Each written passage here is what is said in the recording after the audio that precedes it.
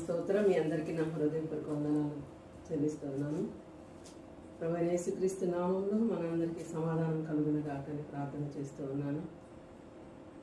ప్రతిరోజు కూడా మీ ముందుకు వచ్చి కొన్ని దేవుని మాటలు మీతో పంచుకోవడానికి దేవుడు నాకు ఇచ్చినటువంటి కృపను బట్టి ఎంతగానో సంతోషిస్తూ ఉన్నాను. అయితే మన దేవుడు, మనం ఆరాధిస్తూ ఉన్న దేవుడు, మనల్ని స్తుతించే దేవుడు, సృష్టికర్త అయిన దేవుడు. ఈ మాటలు నేను ఎందుకు చెప్తున్నానంటే, దేవుడు మనతో మాట్లాడబోయే వాక్యం గురించి నేను ముందుగా కొన్ని మాటలు మీతో పంచుకుంటున్నాను.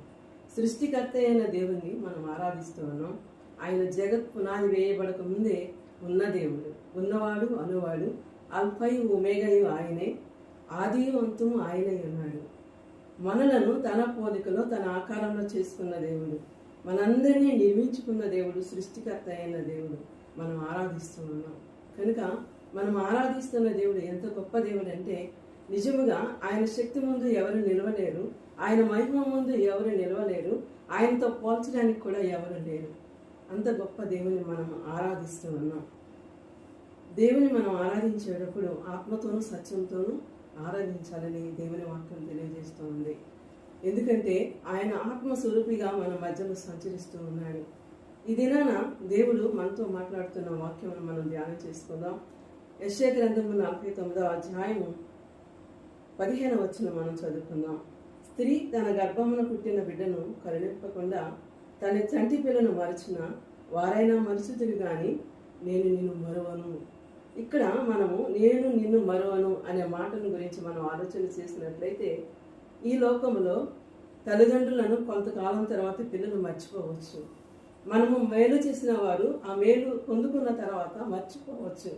ఆయా రీతిలుగా రకరకాలుగా చాలామంది మర్చిపోతూ ఉంటారు.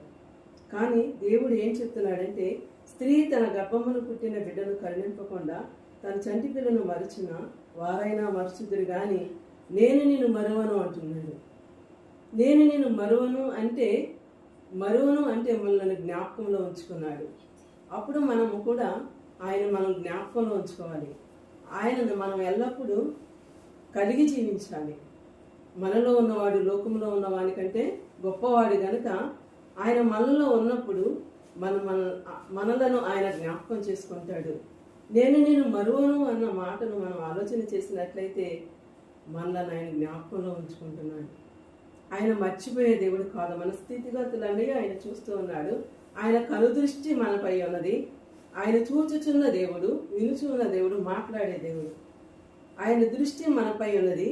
ఆయన కన్నులు మనను దృష్టిస్తూ ఉన్నాయి. మనము కూర్చుండుట, లేచుట, మనము నడుచుట, పరిగెత్తుట, పనులు చేసుకునుట, మనం ఏ ప్రదేశంలో సంచరించినను, ఏ ప్రాంతంలో సంచరించినను దేవుని యొక్క కనుదృష్టి మనపై ఉన్నది. ఆయన మనల్ని జ్ఞాపకంలోనే ఉంచుకుంటున్నాడు. ఈ భూమి మీద ఎంతో మంది ప్రజలు ఉన్నారు. ఈ ప్రజలందరినీ కూడా ఆయన నిర్మించి ఉన్నాడు. కానీ మనం కొంతమందిని మర్చిపోతాం. కానీ దేవుడైతే భూమి మీద తను నిర్మించుకున్న తన ప్రజలందరినీ కూడా జ్ఞాపకంలో ఉంచుకున్నాడంట.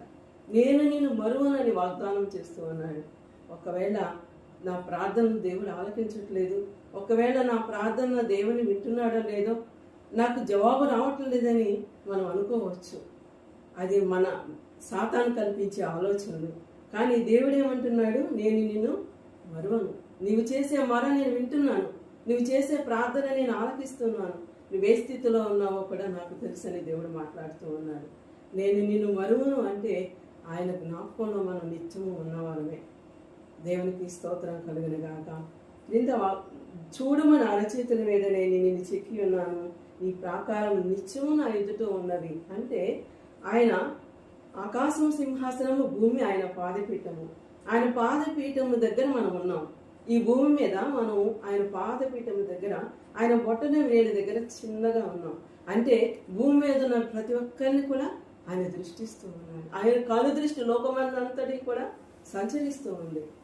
కనుక ఏమంటున్నాడంటే దేవుడు, నా అరచేతుల్లో నేను చెక్కుకొని ఉన్నాను, నీ ప్రాకారం నా ఎదుట నిత్యము నిలుచుచుంది. అంటే మనకి ప్రాకారముగా ఉన్నాడు, అరచేతుల్లో మనల్ని చెక్కుకున్నాడు.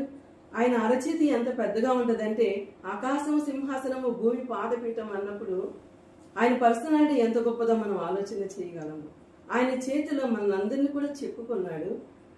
మన ప్రాకారం నిత్యం ఆయన ఎదుట నిలిచి ఉండవని చెప్తున్నాడు. అలాంటప్పుడు మనల్ని ఎందుకు మర్చిపోతాడు ఆయన?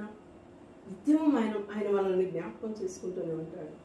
మనల్ని ఎన్నడూ విడువడు, ఎడవాడు, కునుకడు, నిద్రపోడు. అలాంటి పరిస్థితుల్లో దేవునిని మనం విడిచిపెట్టకూడదు, దేవుని మనం మర్చిపోకూడదు. ఆయన నిరంతరం మనం జ్ఞాపకం చేసుకోవాలి.